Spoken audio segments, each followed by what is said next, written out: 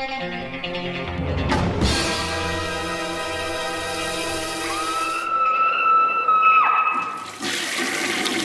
guys, what's up? It is week 390. Bunch of reviews for you, tons and tons of stuff. Going to be a long-winded episode. The update may be huge, maybe not. It depends if this package comes within an hour or so, which it's supposed to. So we'll see. But yes, let's just hop right into the reviews. The first one up is from Radiance Films, and this is the Daiei Gothic Japanese Ghost Story set. There's 3 films in here. It is The Ghost of Yotsuya, The Snow Woman, and The Bride from Hades. These range, the first year is 1959, and I think the last is 1968, although the back says 1965. I'm not sure what the deal is. So let's hop in with the first one, The Ghost of Yotsuya, a film by Kenji Misumi. Now, this is a story based on one of the most ancient old ghost stories in Japan. There's been several renditions of it, and I am familiar with it because there was 2 renditions in 1981. There was one called Summer of Evil, if I'm not mistaken, and then there was an anime version as well. So this basically has follows a story of kind of a samurai who is kind of like, I guess, would you call them Ronin, when they're kind of not really connected with a master anymore or anything like that, a kingdom, whatever, however you want to put it. And he is just kind of a quiet guy. He's very skilled in what he does. He has a wife who's not getting enough attention, of course. And he has a couple kind of scummy friends, three friends that hang around all the time, always asking for help and whatnot. So one day, he saves this woman in this kind of this restaurant diner kind of area, the old kind of tea places, whatever. He saves this woman, and this woman wants to repay him. She seems to be of some importance. These guys are trying to rape her. He ends up helping her, and he says, it's not because I wanted to, it's just because unfortunately for them, I'm in a bad mood today, because he's struggling to find work and all this, and he has this proud attitude. What happens is this ends up being the daughter of somebody mighty powerful, and this woman, all she wants is him, even though he's married. So things get complicated here, and his schemy friends in the background getting paid to do this help them poison this poor woman, and she ends up becoming ungodly hideous. The samurai, unfortunately, kills his wife because she's so gross, right? Or just doesn't believe it's his wife. And this is where kind of the haunting comes in there. So he kind of figures out everything that's going on here. And doing the rendition of this one, it was a bit different from the 80s and the anime one. The anime one I watched was straight streamlined. It was much shorter. And I think this one's the best put together. It has the most characters. It ties in the sister character much better than the other renditions I've seen, because there's always the sister that is trying to figure out the case as well, along with the samurai. And although he does seem pretty awful at times in this film, you kind of do feel a little bit sorry for the samurai at one point. It's also kind of similar to the story in Qui-Gon, right, where the guy and his wife are living in poverty. He's a samurai, and he goes and lives with the rich emperor and marries his daughter, and then comes back after things don't work out. That whole story is kind of a rendition of this. I'm sure it's probably a different ghost story in Japan. They actually talk a lot about the Qui-Gon stories within here. I really like this one because instead of the other ones being more that kind of subdued revenge kind of story, it's not subdued, the other ones, but there's more of a less balls out revenge story. This one ends in your kind of classic samurai story where there's a group of guys after him and he has to fight them off, and he's actually attacking them, and it's just a really good, well done scene. The characters are well developed, there's plenty of them, and it adds to the story to flesh this out to a 90-minute feature. Well, Summer of Evil is a good movie. I just don't think it's quite as good as The Ghost of Yotsuya. There is features on here as well. I'll get to them. We have appreciation by filmmaker Koshi Kurosawa, of course, the director of Kier and Sweet Home and numerous other films. The Endless Curse of Aiwa, a visual essay by Japanese film expert Kodako Hirano, and that talks about the history of this film and a bunch of different renditions and everything, and they've even had some more newer ones as well. Newly improved subtitles, reversible, and then we have a limited 80-page book featuring new writings by Tom Mez and Zach Davidson. Ghost stories by Lafcadio Hearn, and archival reviews of each film. So very cool, 1959. It's very shocking when you look at the 50s Japanese ghost stories and how rich in color. The cinematography is always really well done. I love my ghost stories from the 60s and like 50s and 60s and stuff, and I've never been too big on like a lot of the newer American ghost stories, but watching this, it's just like, how can you take something like this story and just make it so much more entertaining than a lot of the other movies that are done in a similar vein or taking the same story. But anyways, a great film, really moves along, well done, looks great, good stuff. Okay, the next one here from the Radiance film set is The Snow Woman from 1968. Now, everybody will be familiar with this story if they've seen Tales from the Dark Side, but that's obviously another one from Kwaidan. Is the main middle story, the most popular story of the bunch, is in Kwaidan as well. So this is, again, an ancient story, a classic story here, The Snow Woman. This is my favorite of the set. I think visually it's the best looking. In Kwaidan it looks great too. So I keep bringing it up because there's a hand-in-hand comparison with that movie and these movies. They're same source material, same kind of everything about it. So what we have here is a young man and his master, his kind of, the guy who taught him, took him under his wing, basically his adopted father, his father, basically figure, and they're kind of looking for this sacred tree that they want to chop down and start his legacy. This old man was like, this is going to be my legacy. He's a very famous woodcutter.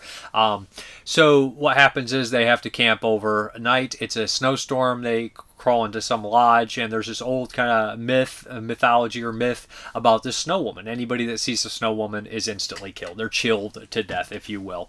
So we see over the kind of in like the scenery that we see this woman weaving in and everything, and she's gorgeous, but she's obviously very dangerous. And the way they show her move, we have like this mist of snow, like this gust of snow following her. She comes in and she kills the old man and tells the young man, "You are so handsome, I'm going to let you live on one condition: you never tell anyone this ever happened." So then we kind of fast forward. This guy makes it back to town, and he's having trouble explaining to his basically his mother. He's kind of pulled in by this couple that what happened, and she seems a little iffy about it, but she eventually gives up on it. And he was kind of a protege of this guy, learning the wood carving technique. It's ruled. This whole area is ruled by like kind of evil, lords and generals and everything like that. This young woman kind of is scurrying around, and she gets caught in the rain, and they start a relationship, and they connect almost immediately. Anybody familiar with ghost stories or Japanese ghost stories or this story in general is going to immediately know where this is going to go, right? So, and they end up falling in love, and they have a kid, and everything's perfect, and he is basically told he needs to the kind of guy who's the leader, the mystical leader, tells him that we want you to carve this. It was your master's wishes to do this, and we want you to carve this ancient tree that we brought back to do this, and it's a huge honor. There is a general that doesn't like this guy. He has had a run-in with him and his wife and everything like that, and he has eyes for the wife, which complicates things, obviously, and these kind of people are going to do whatever they want. And so they hire another woodcutter to have these dueling kind of statues, and of course the bureaucracy and bullshit, and they're pushing on this guy and everything, making it more difficult. And the Snow Woman must use her powers, for good to try to, save her family and save herself and everything like that. There's some cool stuff where we see kind of like these in town like kind of spells being done, where we have a kind of the local shaman or shamaness, and she notices the Snow Woman right away. She knows exactly who she is, and I don't want to spoil it, but this is by far one of the most sad endings in any of these ghost stories. I caught myself just being heartbroken. It's strange because the story is explained in 5 minutes, right? You can, but this how it adds more characters. I don't know the original story itself, which one was more close to the one in Kwaidan or this one, but this one fleshes out more characters, adds the element of the crooked general and stuff. It's not as streamlined as the other one, but I think this one's really well done, really well acted, really well directed, everything. It looks gorgeous when they show the snow on the trees and everything like that. A brilliant remaster as well in 4K. As far as the special features are concerned, we have appreciation by filmmaker Masayuki Uchiha and The Haunted Mind of Lafcadio Hearn, a visual essay by Hearn scholar Paul Murray, and they talk about where these stories came from in Kwaidan and all that kind of stuff, and we have subtitles and reversible sleeve. But this is a great movie. I would highly recommend it to any fans of the classic kind of Kiriniko or Onibaba or Kwaidan. Maybe you've seen those from the Criterion releases, but you probably haven't seen The Snow Woman, so check it out. Okay, the last one here is The Bride from Hades, and this is the movie that I probably was least familiar with. I had not really heard about it, but yeah, this is another 1968. And the director directed, I think, the first two Ninja films, which Radiance Films put out. Really cool movies, really good stuff. Kind of kickstarted a lot of the ninja kind of infatuation that people have. So this one here, The Bride from Hades, we have this school teacher who is a genuinely good guy. He wants to dedicate his life to helping this small village and teaching these young kids. What happens is, one night this lady asks for his help. We don't know that the helper, or kind of like her older, I don't know how you put these terms, she has an older lady who's taking care of her, kind of like a servant, if you will. They kind of confront him and they say, hey, I need a lot of help and whatnot, and he takes them in. Comes to find out they have this kind of a love affair, but she's a ghost, and every night he's with her, he starts to be more and more drained, right? She wants to pull him to, Hades with him, the afterlife, so she's not alone. So she was too good of a soul to live on Earth, and now she just doesn't want to be lonely anymore. So it's kind of the rendition here. It does remind me a little bit of Vi. You have to survive the night every time they come in, but it's a little different because there's a love angle and a sex angle and all that kind of stuff, though. It's not gratuitous, of course, or not. But all three of these movies do have more blood than you would expect. There's a couple moments here, especially this one at the end. There's a couple moments that are gory. And I think one of the movies actually had some violence that I was kind of surprised by. I can't remember which one. But what happens is every night the whole village finds this out, and they do a lot of prayers to stop it.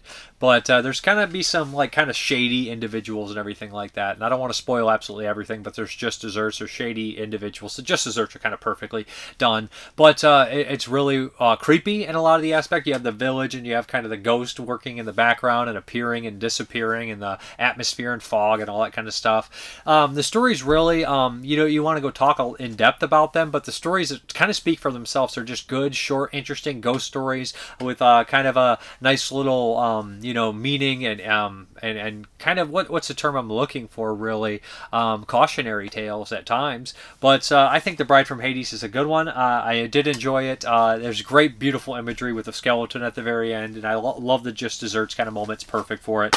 As far as the features are concerned, we have appreciation by filmmaker, screenwriter Hisashi Takahashi, audio commentary by critic and author Jasper Sharp, who's done a lot of these. So another great release from Radiance Films. 3 ghost stories that I'm really fond of, that I enjoyed immensely, just around the October Halloween spirit. I think they're perfect for that kind of stuff. The Bride from Hades, great stuff. Okay, now we're going to dive into this another box set here. A lot of Japanese stuff going on. This is J-Horror Rising from Arrow Video. Now we're going to do this in parts. We're going to do the first disc this time, and then we're going to do it in 4 parts, because that's a lot of late kind of, late 90s, early 2000s Japanese ghost stories, So this is kind of celebrating that history, that kickstarting of those Japanese ghost stories like Ringu and Ju-on and all that kind of stuff, and One Missed Call and Pulse. These are some of the smaller ones that maybe somebody missed, or there's a lot of them at the time, and they go over a little bit of the history and the special features like that and whatnot. So we're going to tackle the first 2. Let's start with Shikoku from 1999, if I'm not mistaken, and I had never seen this one. And this one starts off, we have these kind of small village and kind of a small little close-knit group of friends, and one girl almost drowns, gets saved by her, and we kind of fast forward this girl just a little bit. She's kind of going to move out. So we go forward in her life, and now she's a grown adult. She wants to return to the town. Has this house that she inherited, and she doesn't know what she's going to do. So right when she gets there, she's kind of having these nice memories. She goes back to old houses of friends and everything, and she had this one friend that she was very close with, that she admired greatly, that had some sort of, I wouldn't say power, but she had some sort of kind of kind of crush on her, in a friend crush, you know what I mean, that kind of deal.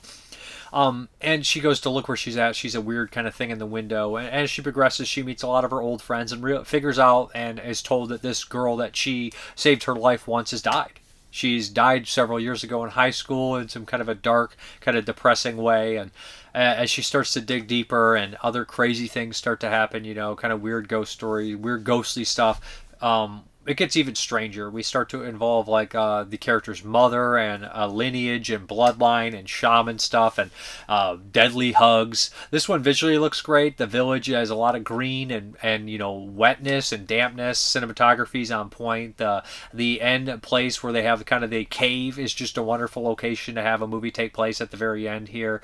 I like this story. I think this one's scary, creepy, very late 90s Japanese ghost story kind of deal, in the vein of like a Ringu, right, where we have have this character that is sympathetic yet incredibly dangerous and scary all in the same breath. But I like this one, Shikoku. As far as the special features are concerned, let's see what we have here. Brand new commentary by Tom Mez. And then we also have, they're all mixed up, the special features. Something in the Water, brand new interview with the director, Nagasaki, archive interviews with director and actors, Kiriyama and Natsukawa. On Shikoku. See, I can say them, I just actually have to concentrate. I talk so fast. Concentration, not my key. Archival interviews with actor Yoshino Kimura and Yu Kurosawa. No, that's the other film. But yeah, so we have some special features and everything like that. Some nice little cards in here. I actually preferred this one over the other one in the set. I think this one's more streamlined, and just an easy story to follow, beautiful story. And I'm always a sucker for returning back to your childhood place and having some sort of evil there, or recollection, or just that kind of nostalgia or bittersweet feeling you have for the past, but at the same time there's something deadly within that past coming to life. So great stuff here with Shikoku. Okay, the next one here is Isola, Multiple Personality Girl from 2000. Now this one starts off beautiful, starts off in a great Japanese fashion. We have this giant earthquake, which actually took place at the time, so it's based on a little bit of history mixing it in there. So we have the earthquake that takes place, and this young girl wants to go help. She is kind of a psychic, and right when she gets there, she's starting to have these voices talking to her and everything like this. We have a kind of a little cameo by a classic Japanese actor. I just covered Dogra Magra last week, and he's in that. He's in this one. He plays this kind of old man who's lost everything, and she starts to kind of realize that all these people here are completely distraught in the earthquake and everything like that, and she starts to like feeling and have a bunch of empathetic thoughts towards them and everything like that. And she comes across somebody who has like multiple personalities, and this is when the movie gets completely bonkers and weird. You think it's going to be kind of her trying to help this multiple personality girl, but as it progresses, we start to get kind of like a mad scientist kind of storyline, and it gets so weird and mixed and just bonkers, where we have like people in this like the deprivation tanks, and I was like, I am so lost in this movie. I am so confused by it, but at the same time I held on to a little bit, I was holding on to the story a little bit, but it kind of lost me there, switching a lot, jumping around a lot, and it's not the easiest story to follow. It would require maybe a couple more viewings, but I didn't love the movie. I liked it just fine. I think the idea of starting off with the earthquake is really cool, and having the psychic come in there and uncovering somebody that actually needs help, but they have all these personalities also remind me of other movies I don't want to spoil too much.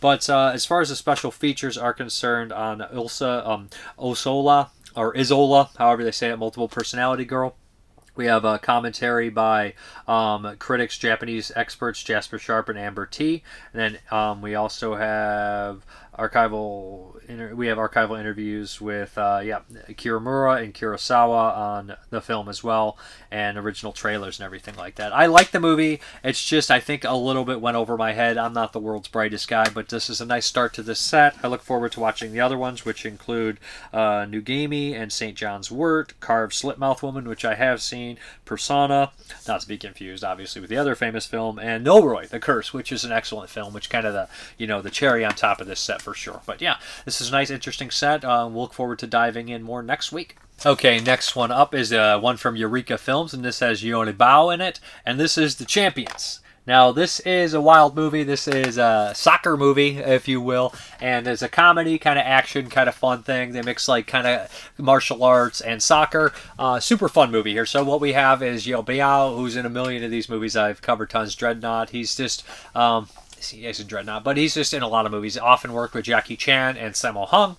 Kind of like the third in that team, and they're all great. So what we have here is this kind of guy who can kick really fucking hard, right? I immediately thought Happy Gilmore, right? Or something like, that, where he's not good at anything except he can hit really hard. So they get him in Happy Gilmore to play golf. This guy can kick really hard. So he's doing the kind of festival thing where everybody rushes to get the thing at the top, and we have this big competition. You've seen it in other films. There's some horror-oriented movies that have it where, like, if you fall in, you die, but you have to get, like, this scroll or this kind of secret thing, and everybody runs there, and there's a bunch of obstacles. That's kind of what we have here in the town square. I'm sure there's a ceremony name for it and everything like that.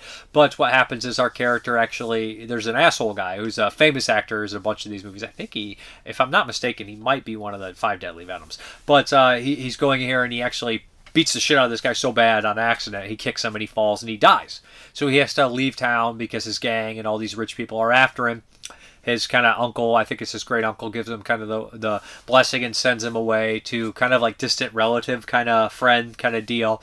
And right away he makes a mistake of like kicking this soccer ball and hitting this guy. And this soccer team is struggling. They want to move forward. This is kind of where we meet our other lead character, the kind of the coach of the soccer team. This also player, the team leader of this. And he'd do anything for a good member of it on his team. So after he realizes this guy can kick super fucking hard, so he becomes interested in him. Also, our hero here gets into a bunch of shenanigans in the village, and he ends up meeting this girl that ends up being her brother, and he upsets the star stalker player guy that's a crooked piece of shit that takes bribes, and it gets really wacky and crazy, and we're going to have, this kind of whole underdogs kind of storyline here, where we have this guy who can kick really hard, that's not really that great, going up against this classic kind of asshole, amazing soccer player, but he's also kind of a crooked piece of shit. That's kind of the story here. It ends in a really bonkers, goofy-ass way that you're just like, what? But what we have is a lot of fun soccer battles and martial arts and things like that, and just slapstick, goofy shit.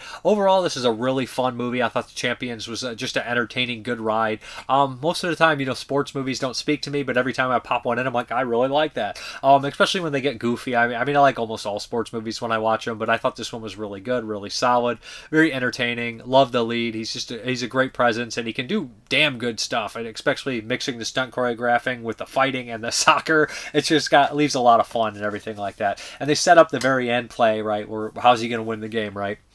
So as far as the special features are concerned, and I love the features on this disc, we have a bunch of different tracks, right? We have the original Cantonese audio with subtitles, alternate Cantonese audio for the Japanese version. Then we have English Then we have also in English, and we have a brand new audio commentary. Do we have it in English? I'm pretty sure we do have it in English. Yeah. We do have English dub tracks. And then we have English subtitles, brand new audio commentary by East Asian film expert Frank Jin and F.J. DeSanto, brand new audio commentary by action cinema experts Mike Leader and Army Venema. I really need to learn how to say his name. He's on every movie I watch now. And the special features. Brand new feature by CFK looking at the 1987 Hong Kong celebrity football soccer team that featured a number of Hong Kong legends, including Jackie Chan and Andy Lau.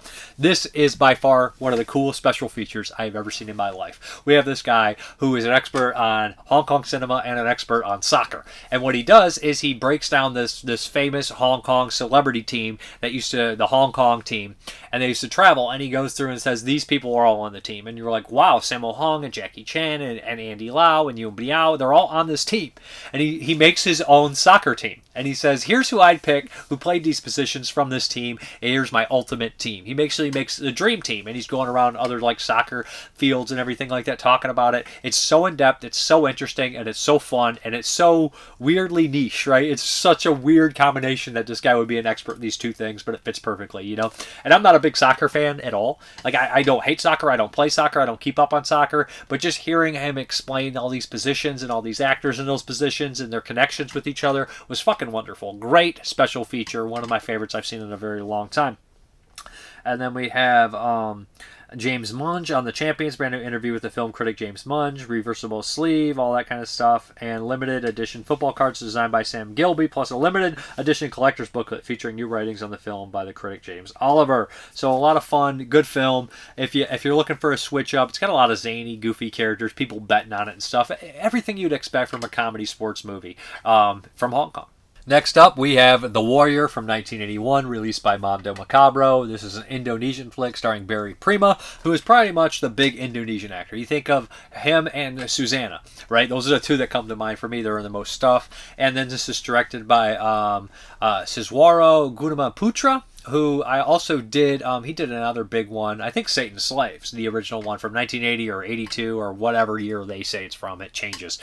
But The Warrior, I had seen this one, I watched it for 81, and Indonesian flicks are really wild, really fun, really cool. And the warrior is a character named Jaka Sembong. And there's 3 of these officially, and then there's some, maybe a 4th unofficial with the Barry Prima, and then a bunch of unofficial sequels from my understanding.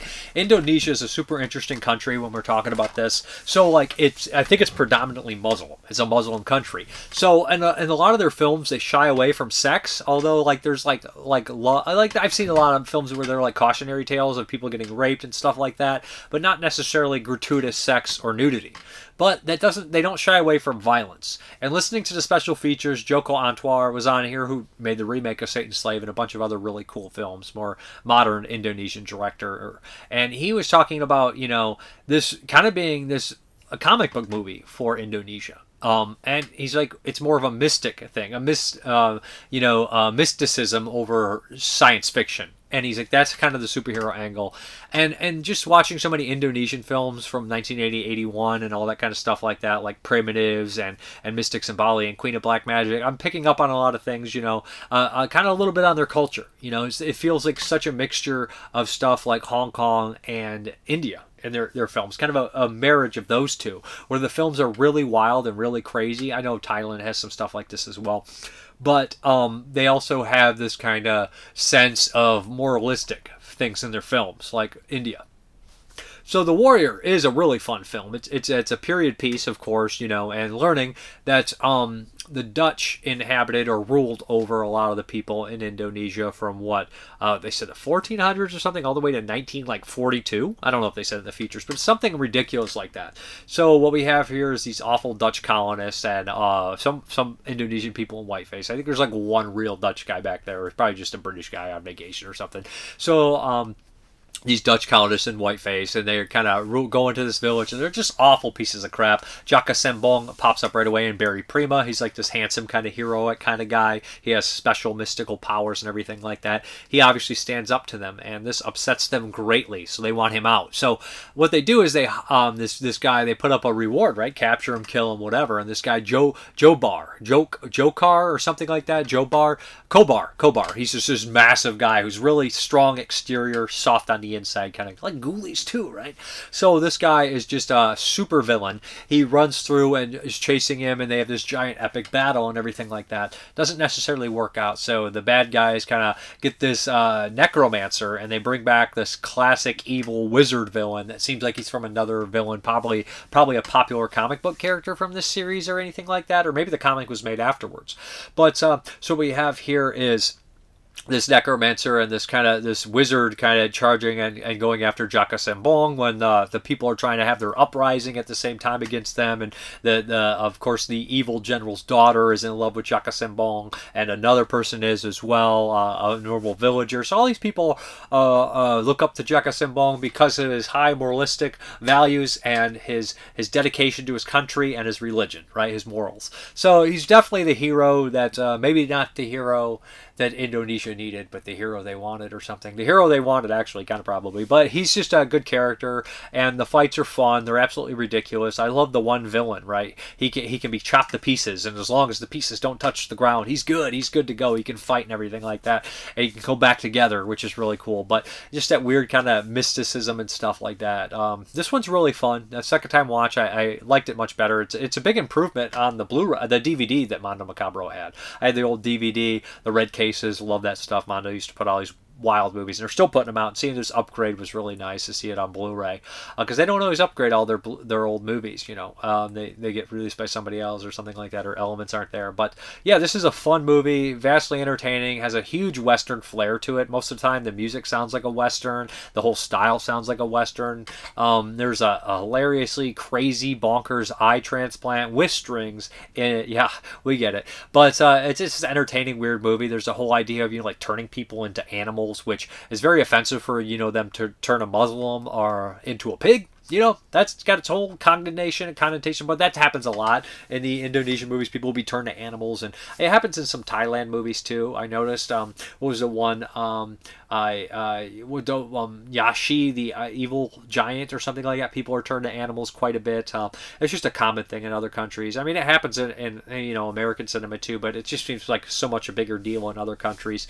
But yeah, The Warrior looks fantastic on Blu-ray. I was very happy that they released this because I like the movie, and I'm getting into Indonesian cinema a lot more. And this name, Siswaro Guatamaputra, is just done a lot of movies, and I've seen a lot of them so far, and I'm digging everything. But yeah, as far as the special features are concerned, we have interview with the special effects maestro El Badrun, new interview with writer assistant director Uman Tawaski, and then we have also interview with Jocko Andwar. And then we have some archive interviews with the producer, Gropa Samtani, trailers for The Warrior and the Blind Swordsman, and The Warrior and the Ninja, newly translated English subtitles, 12-page full-color booklet, first 1,000 only. So yeah, I would recommend checking this out if you like kung fu movies, if you like horror movies, if you like fantasy movies, if you like it all meshed together in a wild ride, then check out The Warrior. All right, we're going to get into some 2024 movies. Now, I'm not going to go super in-depth. I always say that, and then it's like 45 minutes later. It's like, and that's why. But so the first one up is Smile 2. Now, I saw the first Smile, and I liked it. Surprisingly, it made my top 10 that year. I think Finn Parker, or Parker Finn. Parker Finn, I think is the right name. Good name. I like that first name. But directed those, and he directed this one as well. So the second one, I didn't really know what to expect. I liked the first one. This one seems to have a bigger budget. It has some reoccurring characters. Kyle Gallner pops back up. And the star of this movie is Naomi Scott. And I have to say this before I talk about the movie at all or in any depth. Naomi Scott turns in one of the best performances I've seen all year. It is fantastic. Her range is great. The fact that she plays a pop star, she does the dancing and everything like that to sing. She just does everything, and she's got such a good range of emotions, and she's such an interesting, good character. Loved her in this movie. Love her look, love her acting. Just did fucking fantastic. One of my favorite performances saying that. Now, Smile 2 as a whole, I like. I don't love it. I was close to loving it, but there's just some stuff about it where I just don't think it works 100%. But on second viewing, it may go up higher. I do like it, though. I think it's too long.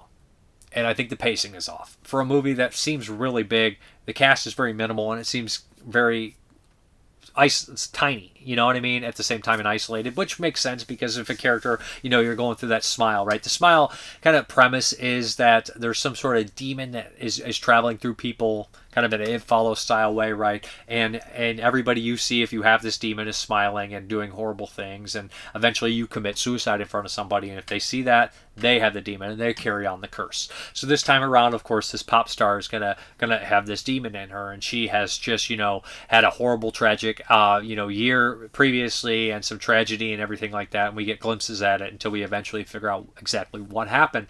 And she's getting over everything like that and trying to build a name for herself. Her mom is basically her manager and controls her and everything like that. There's obviously a horrible relationship that they have, a very complicated, fucked up relationship that they have, and she has a best friend that's in and out of the picture. They had a falling out, and she's just trying to make this comeback and she's dealing with a lot of pain from an accident and everything like that, and she had a drug problem, so it complicates everything, right? There's some great moments of her meeting fans and just being worn out, and a lot of weird characters in that aspect. And at first the Smile kind of disease starts off, or the demon starts off really slow. Obviously a metaphor for depression and the shit you carry and all that kind of stuff, and that hate and stuff you can pass on to someone else, all that kind of shit. It just works for it. It writes itself. There's no explanation needed. But as things get more crazy, she's having these awful crazy shit happen, and all these weird realities kind of warped and everything, and that's really cool at first until it gets to the ending where you're like, well, what actually happened? What you feel a little cheated at times because there's so many cool things that happen that by the time we reveal all this stuff for an ultimate really cool fucking ending, you're like, I don't know if I like it or dislike it. I don't know where I'm at here. Overall, I think Smile is a really well-directed film, well-shot film, well-acted film for the most part. I think the lead, like I said, fantastic. The mom's good. A couple of the side people aren't great. The guy, the emergency doctor, room doctor, is fucking hilarious and great too. There's humor in here, but it's not comedy. It's just humor and human interactions and things like that, as humor happens in everyday life. A really good movie. And when we have the sound mix and the big stage and everything like that, I think that's fantastic. It has some similarities to Substance, where we're talking about pop stars and everything dancing. And I said Watcher, I think, has pop star. I haven't watched that one yet, but I really like Smile 2. I don't love it. I like the first one more on memory. Good practical gore effects at times. There's a mixture of CGI and stuff, but the effects work pretty well. It has a banger opening. I think it's pretty good. Kyle Gallner's a great actor. And if, Substance and Terrifier 3 weren't playing in theaters, and that's a funny thing, a lot of crazy, bloody shit happened in movies recently. This one works pretty well in that department as well. I would check out Smile 2. I liked it. Let's see Smile 3, especially the ending of Smile 2 had. It's pretty wild, I guess. Okay, next one up, we have Cuckoo, directed by the person who did Luz a couple years back. Luz is a great movie. I first saw Luz. I was like, I don't know about that. Went back and rewatched. Love Luz. Luz is a complicated, great art horror film about possession. Now we have Cuckoo, and I don't know how far I can get into this without spoiling it. But Cuckoo, right when I started this movie, and it wasn't like I was like, oh shit, Cuckoo. And I immediately knew. What the fuck was going to happen. I don't know why. But let me say this before I get into spoilers. I think this is a really well done movie. I think it's well acted, well directed. Dan Stevens. Again, Dan Stevens popping up here as a motherfucking chameleon. MVP. One of the MVPs of the year. Because I'm watching Abigail. I'm like, that guy's a dick. Who is that guy? Is that Dan Stevens? I'm like, that is fucking Dan Stevens. And I was like, very good at performance. He just plays the whole role perfect. I'm watching this. I'm like, this is weird. That guy looks like Dan Stevens. That's not Dan Stevens. And I'm like, that's Dan Stevens. Man, Dan Stevens is the shit. Right when I did see The Guest, it was the first time I recognized him and saw him, I was like, that guy is good. And, he's every time I see him, I'm like, he's the man. He's great. So he's good in this movie. He plays kind of this creepy, weird kind of, I don't know where they're at. Are they in Germany? I would assume so, or some place around there, because the director is, I believe, German. Tillman Singer.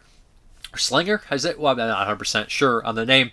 But what we have here is a family of four. We have a father and a mother. The mother recently died, so the daughter's struggling with that. She's older, and he's remarried, and they have another daughter that they had together who's mute, or mute, does not speak, has to, interact with special kind of techniques and everything like that. Looks spitting image of her actual mother. So she's obviously distraught and everything like that. And she wasn't supposed to come on this trip with them. They're supposed to be moving into this kind of small like apartment or like a vacation kind of area villa thing. And I think the family's going to start their own villa and everything like that. And Dan Stevens is kind of residing over it. He has one, and he's like setting everything up for them and has a little bit of control over them. She ends up getting this like side job working at this like hotel, which Dan Stevens runs and everything like that. And weird people kind of wander in every once in a while. They seem to be completely out of it. And every once in a while, like, everything will get distorted. And you're like, is she mentally ill? Is something going wrong? All this kind of stuff like that. But she ends up witnessing one of the scariest moments in the film, like some sort of thing chasing her when she's on her bike. And you see it scurrying in the background. I think that stuff is really well done. Generally scary. Visually awesome. So we notice something is in this area, in this isolated area. And people are acting weird. And obviously they're not good. We have the guy from Luz popping back up in here as a cop. He's completely unfucking-hinged.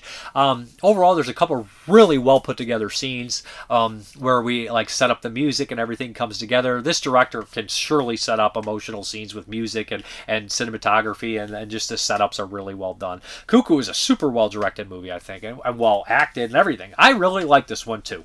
I didn't know what I was going to think, but now we'll get into spoilers here. So right when I saw Cuckoo, my mind didn't go to crazy. I know people are going to think, oh, they're crazy, cuckoo.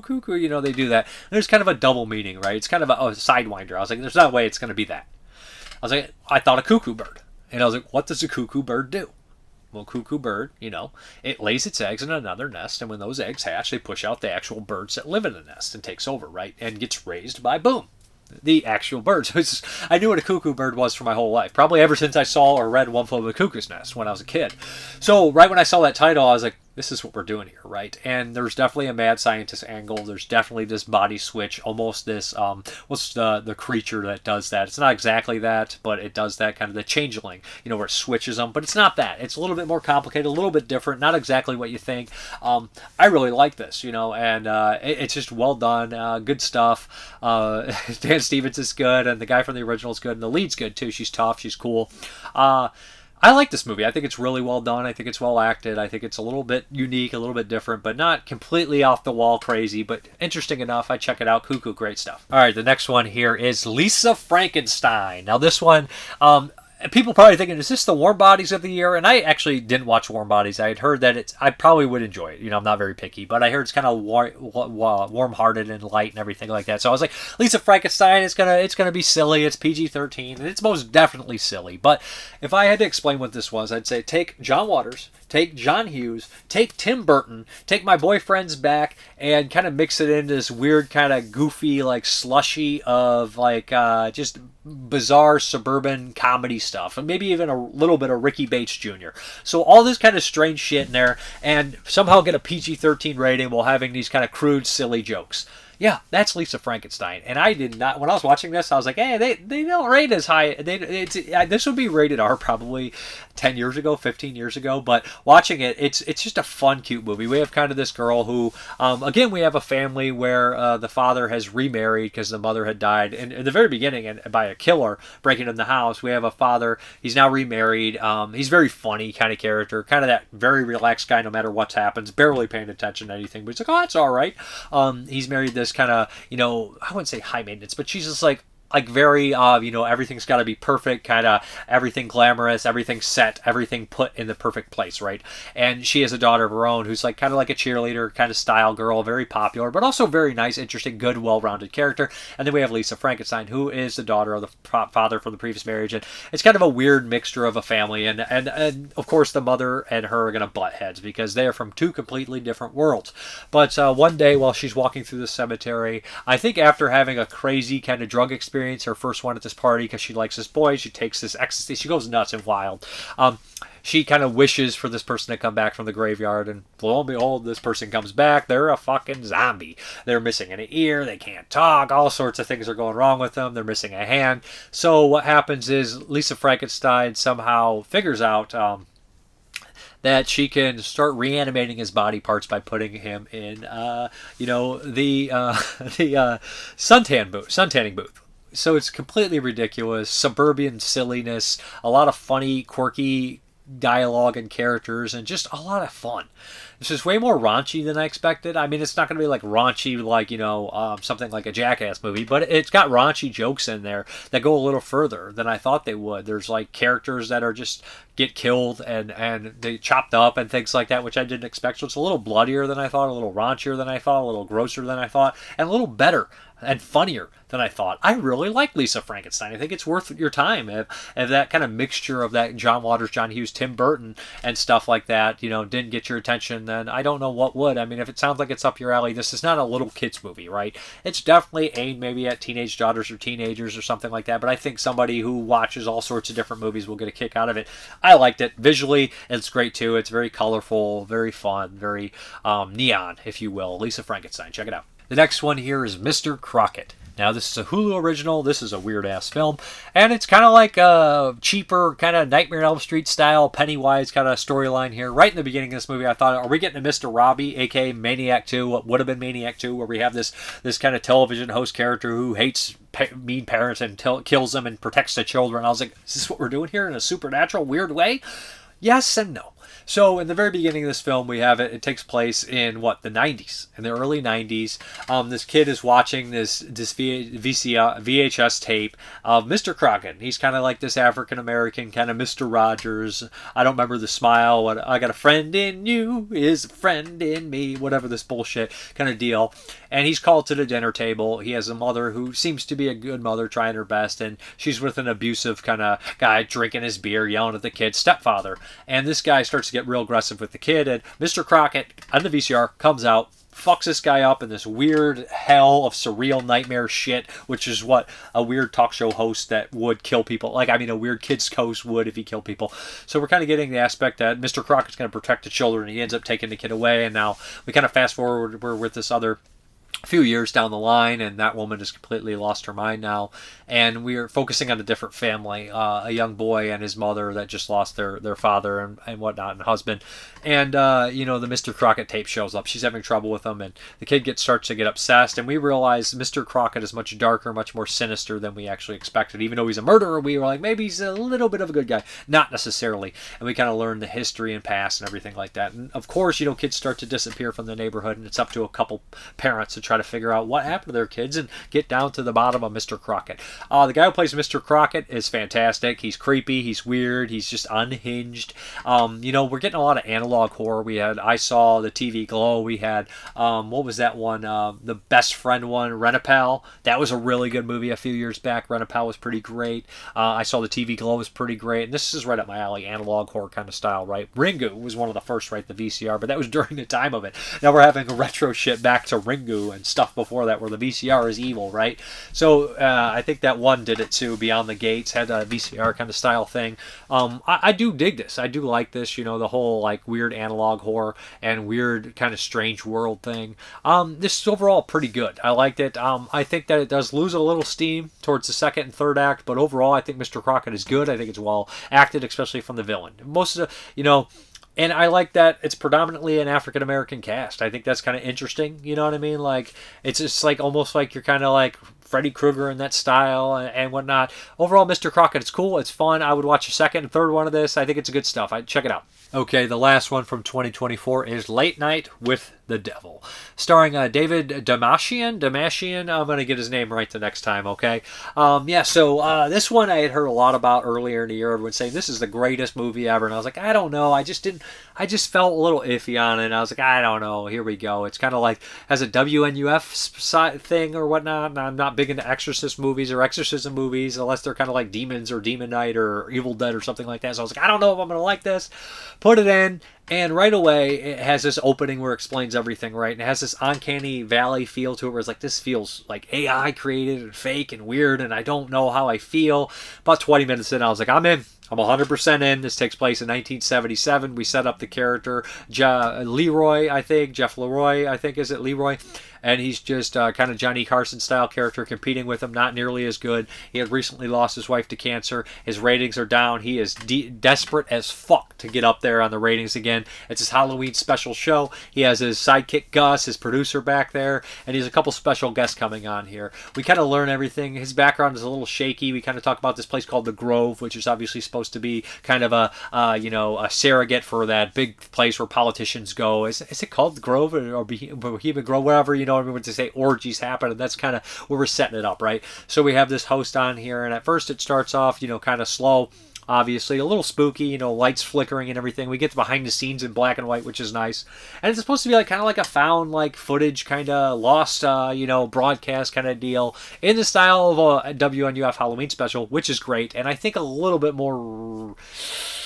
I'm competing it because the 70s look in here is really well done, and after a while it really gets you hooked, and I think it's really well done. But I think they're similar in quality in terms of accuracy, possibly. I'm more familiar with the WNUF stuff, growing up with that kind of stuff on the TV a lot, so I could more vouch for that.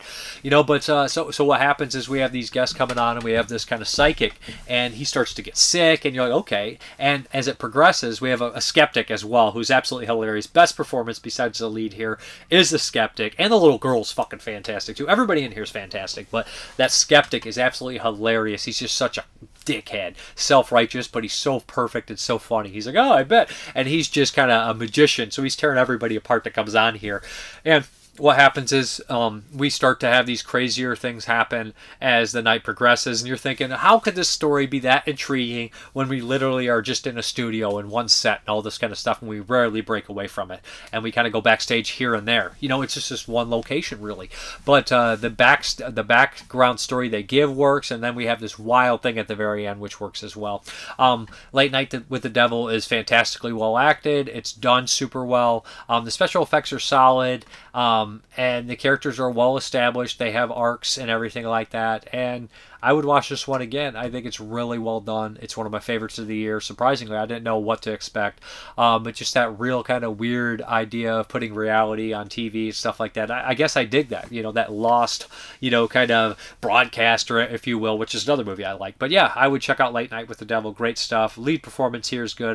This guy's in a lot of horror films. He's been acting for a while. And he's finally getting, I know he's probably got more recognition, but he's starting to get a little bit more mainstream recognition. He was Polka Dot Man in the Suicide Squad sequel, and he's fucking fantastic in that movie. And he's in a lot of other horror films as well, and he does a good job, man. He's a good actor. Seems like a good guy in the interviews and the special places he pops up. But yeah, check out Late Night with the Devil. It's fantastic. All right, let's get into those 1982 movies.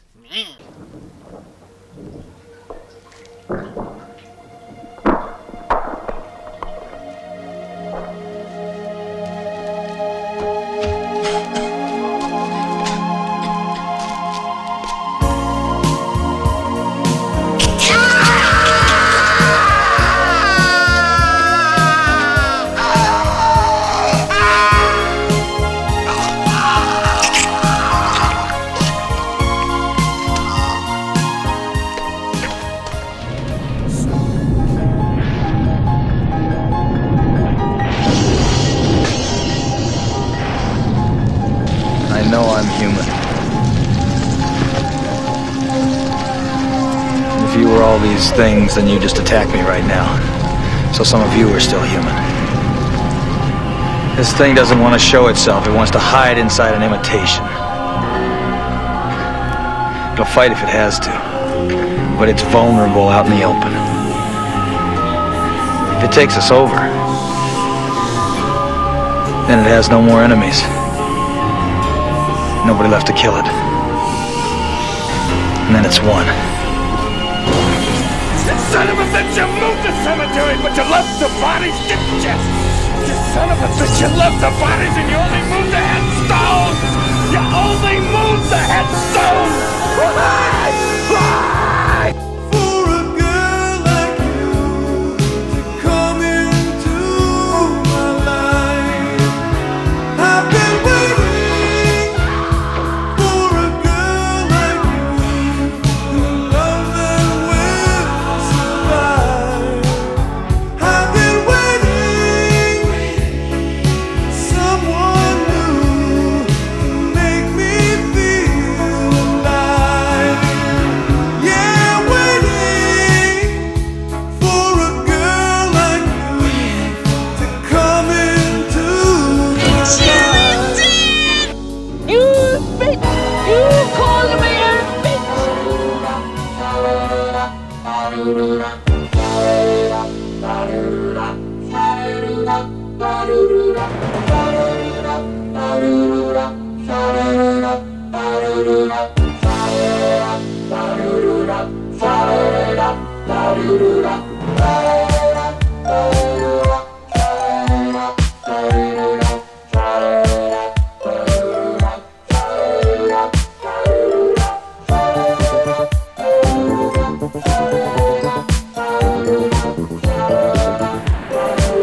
What's in the basket?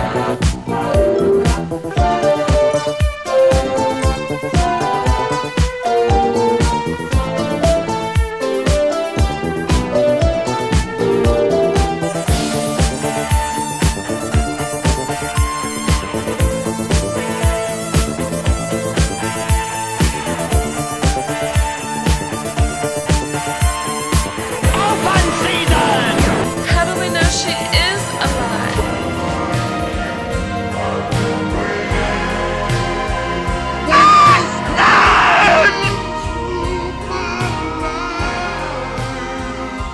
Say, please stop it. There's no more time. You've got to... Please, stop it. Stop it now. Turn it off. Turn it off. Stop it. Stop it. Stop it. Stop it. Stop it. Stop it. Stop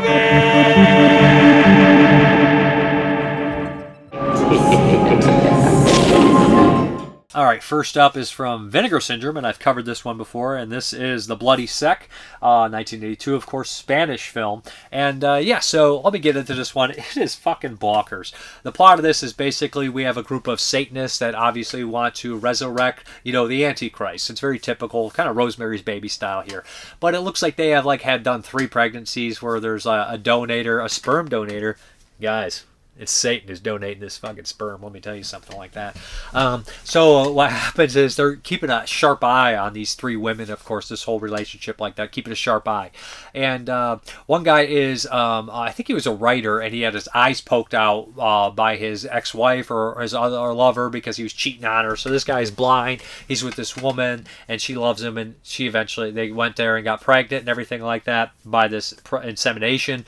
And it's Satan's baby, and they're keeping an eye on them, and we have a couple other families that things don't really work out, and we see them get revenge on them in these really ridiculous, over-the-top, fucking demonic, crazy, telekinetic kind of deaths, which are fun, entertaining. Special effects aren't great, but it's really worth your time in those kind of aspects.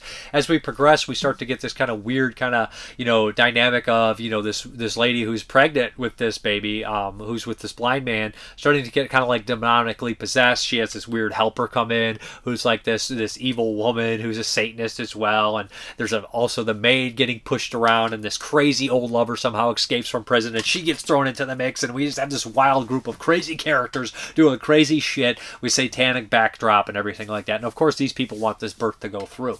The one hit on this movie that really kind of pisses me off, and I'm not, obviously, no one, and I'm saying the same thing, no one loves animal violence in films, all right? If you do, get help.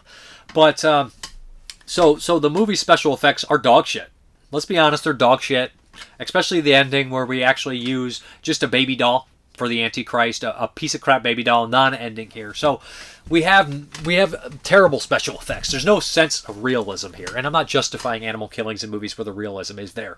But at one point in this movie, we have this toad brutally killed on screen, stabbed several times in graphic detail, very inhumanely, inhumanely done. And you're just like, that's really fucking unpleasant for how stupid and cheap everything else looks in this movie. And I know it's probably just because they were too fucking cheap to do a special fake toad. Even though stuff like the Antichrist from 1974 has like a fake toad in it and all that shit, and it looks crappy, but it matches the other special effects, and they didn't kill a real toad for your crummy, silly movie. And this is 1982. We're already starting to push it, right? Especially in Spain and Italy, I think we're starting to push it. Although, you know, sometimes you'd see like a lizard or something get killed, even in Dario Argento movies. But still, I know I sound like a hypocrite, but that scene always just bothered me because the movie's effects are so poorly done. There's no sense of realism in the first place, and it's just such a cheap cop-out. But overall, I enjoyed this movie. It has some nudity, it has some stupid kills. It's just an absolutely ridiculous, bonkers 1982 Spanish demonic horror film with one of the dumbest endings that all you can do is say, fucking hell. But yeah, so as far as the special features are concerned, we have newly 2K scan, audio commentary with film historian and author Kat Ellinger, which I talked about in the last time that I covered this movie. So if you want even more here, I guess the guy was 72 years old when he made this movie, and it fucking shows. But in a positive and negative way. That is the Bloody Sack. Okay, the next 1982 movie is called The Queen of Spades, and this is a Russian film, if I'm not mistaken. And The Queen of Spades is a classic ghost story as well. It was made in the 40s, I think, is the popular rendition of the movie. I think Kino put that on. I might have that. Never seen the original one based off, it's obviously a short ghost story. I don't know how short it is, but ghost story. And I love old ghost stories because, you know, back then, and less really renditions of those two made into film, because ghost stories were so different, you know, and that's kind of all the horror a lot of people had back then besides real life horror. They're tame, like in the way that it's not balls to the walls, things floating everywhere, that kind of shit. It's just these haunting little small stories that are very, you know, very cultural at times too. And a lot of people will be like, that's not horror in the 80s, but the idea of this being like the first traces of horror to me, like Poe and all other stuff, I feel like old ghost stories are genuinely horror films, you know, because it's kind of like the root of the beginning of horror. And I do like a lot of the subdued kind of classic ghost stories. And The Queen of Spades, I really like this movie. And it's not going to be for everybody. What we do is we have this narrator who kind of talking to you, and the screening goes through, and it's broken up in like 6 chapters and everything like that. It feels like a stage play a lot of times. It probably was.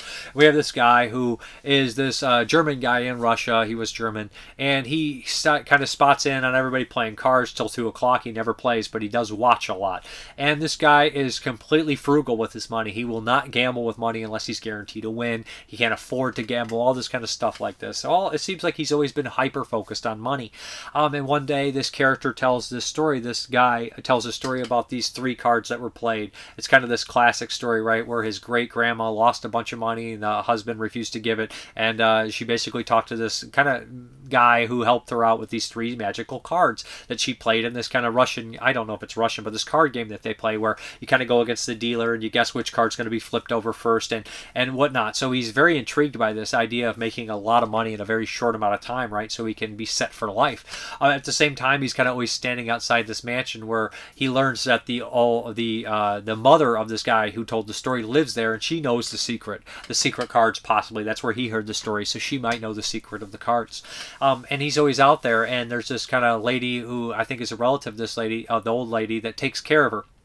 And they're having this weird kind of connection where they're staring at each other, and he starts a correspondence with her back and forth, and you think it's going to bloom into a love story, but he's so focused on this story, these cards and everything like that, and somehow he does some really shady shit to get it, and we have this ghost visit him and tell him the cards. It's classic. And he does play the card game, right? It's a classic, kind of haunted, insane kind of story here. It's very subdued, very kind of dark and cold looking, but it's just really well done and really good story. It's just a very subdued, very kind of classic tale that I really enjoyed. And you know, Eastern European cinema is not the easiest for me to connect with, and this one I did connect with. I felt like I just understood it, and I felt like it was just well done and simple and just good stuff. The Queen of Spades, great story. I bet the other renditions are just as good, if not better. But yeah, interesting film. I think it's on YouTube, broken up in parts. I would recommend checking out The Queen of Spades. Good stuff from 82. And different from a lot of the stuff from 82. Not really seen anything quite like it. Okay, we're going to get into the Patreon pick, and I don't remember who picked this one, but this is 1990, directed by Jim Wynorski. This is it's one of the New Horizons feature films, and this is The Haunting of Morella. Edgar Allan Poe's The Haunting of Morella. I don't know how accurate that is. Directed by everybody's favorite, I say that, Jim Wynorski, who did Chopping Mall, and Death Stalker 2, and a bunch of other shit, you know, The Sorceress. Jim Wynorski's a pretty good director when it comes to making low-budget stuff on a dirt cheap thing here. So I never watched The Haunting of Morella because I realized the Blu-ray was supposedly cut. This does have the uncut footage on there. You're not missing much. You're missing like 2-3 scenes of dialogue, and like we're talking seconds, and maybe like 3 seconds of a love scene here. So this story is very much kind of in a rendition of like Black Sunday or something like that, right? I don't know how much this is close to Edgar Allan Poe's story. I don't know if The Haunting of Morella is a story or Morella is, or that's a character. I'm not familiar with this Poe story if it is one.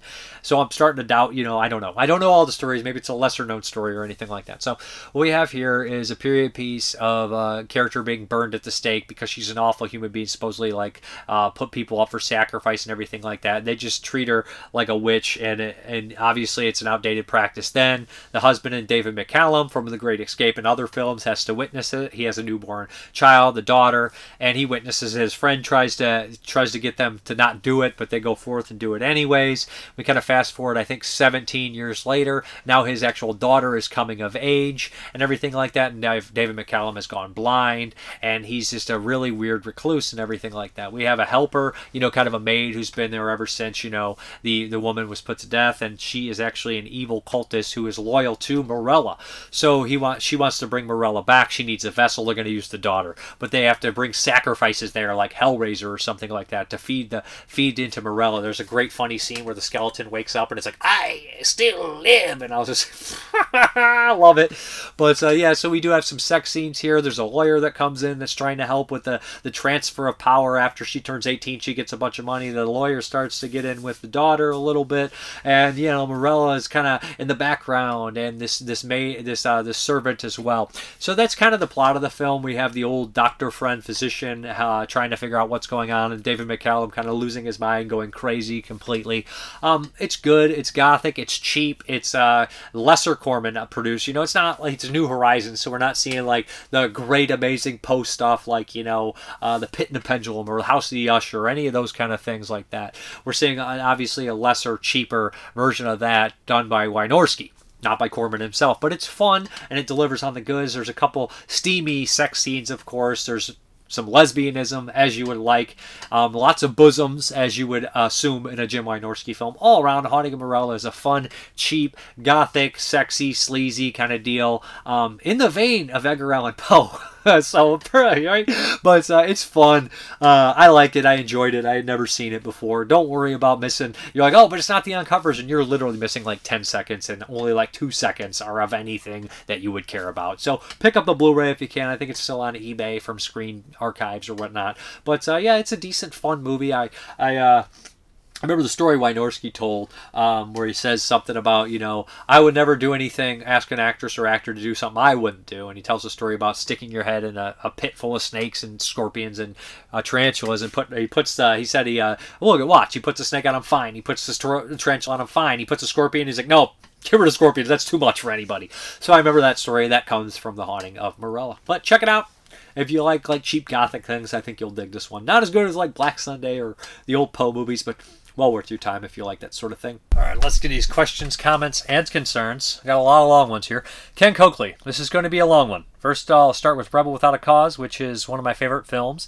I first saw it on my 16th birthday when my brother-in-law rented it because he and my sister got me a VCR. I didn't expect much and loved it. There's actually footage of Marlon Brando screen testing for the role of Jim. He looked way too old for that role. James Dean, Dennis Hopper, and Salman Mineo all appeared in Giant, with Dean playing opposite Rock Hudson and Elizabeth Taylor. I'm a huge Sal Miniano fan. He had a hard time getting into movies because he was a member of the LGBTQ community. He was stabbed to death in '76 in a robbery that was committed by a person who didn't know who he was. He appeared in the film Exodus with Paul Newman. The part when James Dean was yelling "You're tearing me apart" to his family, he was copied in the room with Tommy Wiseau. I said "You're tearing me apart, Lisa." Exactly why I said it in the review. Now on to Terrifier 3. I showed it at a Dusk Till Dawn marathon at my local drive-in. They showed Terrifier 3, Smile 2, John Carpenter's The Thing, Halloween 78, Insidious, and The Conjuring. I guess some people were mad about Terrifier 3 playing on the bill. They said it was too gory for kids. That's why Dusk Till Dawn drive-in shows are past their bedtime. My only problem was that most of the films were too new. No hammer, no chainsaw, no zombies. This is the third year that the other 2 years were great lineups, like Dawn of the Dead, Phantasms, and other great movies. Now the Hellraiser films. I couldn't watch them in 4K. The DVDs here in the nursing home don't have 4K capability. So I watched the first 2 films on Shudder and the third and fourth on Fandango at home. I remember seeing the first film at the theater when I was working. It did well on the weekends. It was 1987, and we all got that as well as Evil Dead 2. Creepshow. Wait, it did well on the weekends. It was 1987, and we got that as well as Evil Dead 2, Creepshow 2, and to name a couple. The first movie was a bit of a slow burn. Pinhead was in promotional material, so everyone expected to see him right off the bat. No one had a problem with the wait for the Cenobites. I did have a problem with certain characters, such as Kirsty's obnoxious boyfriend with his lame cigarette trick, and then making that inappropriate comment about laying down. Yeah, he's a non-character. He's just there to be there. Then there's Uncle Frank, come to daddy, Cotton, who got his brother's sloppy seconds and wanted to get it on with his own niece. Of course, he went out of the shortest passage in the Bible, Jesus wept, which was a reference to Jesus arriving in Bethany to cure his best friend, Lazarus. But Lazarus died earlier, and he cried when he saw Lazarus' sisters crying. One last week's show, you mentioned not knowing what Cenobites are, and I thought a Pinhead lied demons to some and angels to others. I do know what Cenobites are. I just don't know how to explain it to people. I was saying in lamest terms, it would be demons. But they're not demons. They're their own kind of entity. And the far sequels that go further, they are named demons, but they're not really. Hellbound, Hellraiser 2 seemed to be done on a grander scale. The Cenobite FX were improved, and the second film looked like it was filmed in someone's nightmare. The Dr. Chenard Cenobite was terrifying. Pinhead made my favorite quote of all quotes in the franchise: "Trick me again, child, and your suffering will be legendary, even in hell." Great quote. The world created in this film reminds me of Freddy's World in Nightmare on Elm Street 3 Dream Warriors. The little blonde girl reminded me of the Welcome to the Primetime Bitch girl in Dream Warriors. I liked Hellraiser 3 Hell on Earth partly because the nightclub owner was a scumbag with a terrible haircut. The new Cenobites are really cool, especially the Hulk Hogan Cenobite was awesome. You're ready for your close-up, Joey. I also like Armored Saint's performance in the film as well. It was nice to see Sharon and Clayton Hill from Dawn of the Dead. Agreed. I met them before at Rock and Shock in 2006. They were really cool. Seeing in the church where Clayton Hill was pretty blasphemous, but I shrugged it off. I met Sharon, but I didn't meet Clayton. He was already dead at the time. Hellraiser. Bloodline was pretty trippy with the main character jumping through time. One last question about your TV setup. What size and brand, as well as is it mounted or on a base? It's on a base because it's too big. I could probably mount it on the wall, but it'd be a little off-centered on the wall. It's an 85-inch Samsung screen, 4K, and it has like HDR, I think. But I also have a 4K player. I have a Region Free player hooked up to that stuff, and I also have like all of the little apps and stuff like that on my television. I do have a better surround sound system than the next one. My TV's good, but it's not as new as the surround sound system, which has back speakers, and the sound bar's really nice. Has tons and tons of speakers. I can't remember exactly what it is. At the time I bought it 5 or 6 years ago, it was kind of like stated. It was one of the bigger ones, better ones, and it has a subwoofer, of course. I think it's a pretty good setup. Anybody that's seen it or been here, so I got lucky with it, I guess. And then we have Scream Queen Army Blogspot. The female Cenobite in Hellraiser 2 is played by Barbie Wilde. Grace Kirby played the female Cenobite in the original movie. I did know that. When I mentioned that in 2, I said all the cast returns. Should have mentioned Barbie Wilde is now the Cenobite in Part 2 and replacing Clive's cousin in Part 1. Barbie Wilde was in Death Wish 3 as one of the villains, small role, and she also was in like a weird kind of like small like art group kind of thing, performance art group that the people in Extra were in. The soldier character and the monster performer were also in that group. There's like 6 of them, and they talked about all that in the special features Extra, and Barbie Wilde was in there. So then we also have, he also mentioned I finally got my copy of Clive Barker's novella, The Hellbound Heart, for Christmas last year. It's a great book from my member. Valerie May, I'm so jealous of your collection. Thank you. I did get a double hernia moving all the VHS though, so don't be too jealous. Bert's Books. If I take a bit of a long walk from my flat, I can swing past the house used for the external shots in Hellraiser 1. I'm told it's a place of uncanny repute, though I'm not sure if that's a hangover from the film or people I've had actual experiences in there. Now, I don't know which house supposedly someone committed suicide in, the house they filmed in, or the exterior or interior. So, Brandon Cost, bro, how are you so shredded and watch so many movies? I go on and off about being shredded. I'm always in good shape.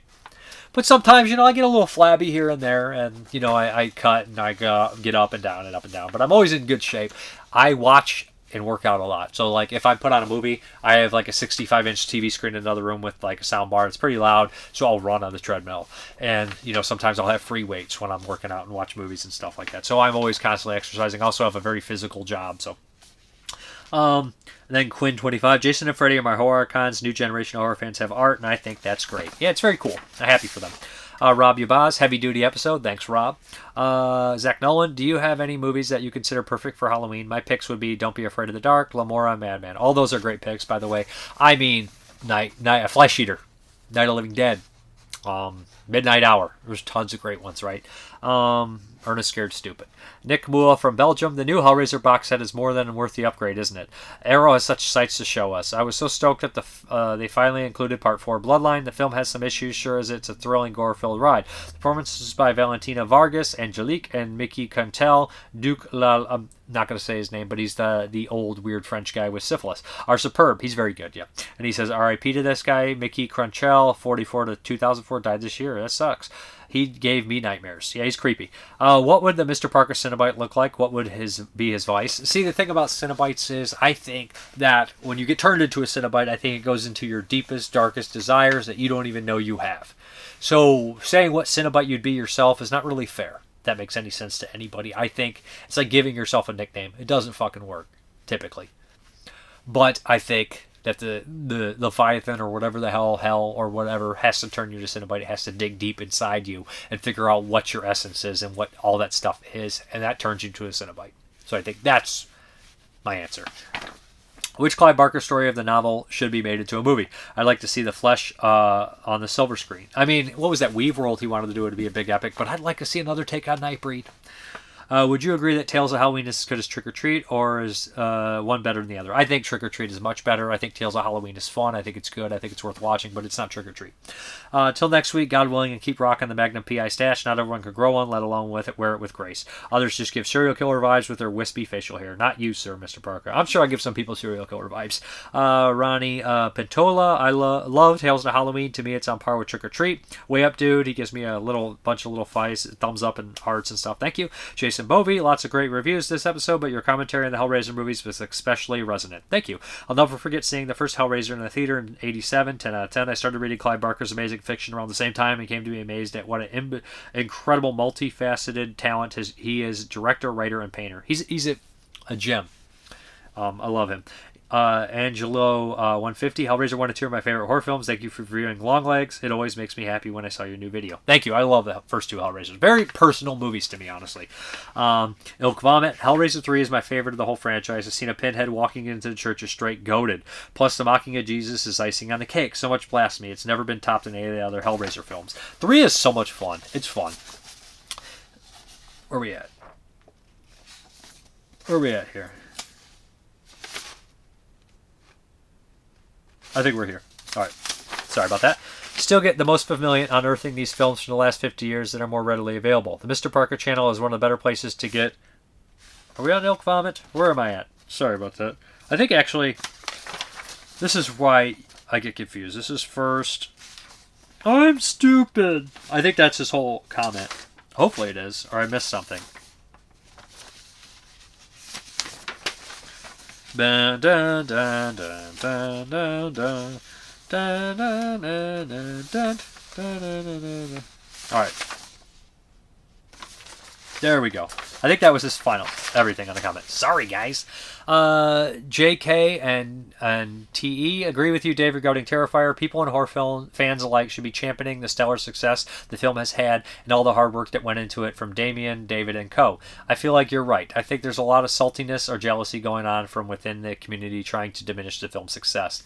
Cliffy Boy, I have seen multiple channels saying stuff like it's not fair Terrifier is getting popular and this film isn't, and they can't be happy that fans are loving art. To them, they think that Terrifier is getting popular means it takes away from their favorite movies, and it's kind of weird. Yeah, it's strange. I don't know. Jada Stingray, hell yeah, brother. What's up, man?